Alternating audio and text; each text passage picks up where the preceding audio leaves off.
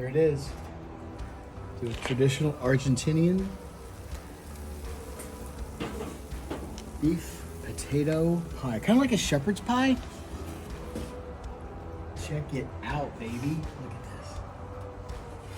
See, when you put yolks, you whip them into the potatoes, you get this really, really rich, decadent, instead of using a lot of butter, why not just use some really good yolks? This is what you get. Look at that. This is exciting. Before you take the magic fork and make your magic lines, you actually sprinkle some sugar over the top, just a little bit.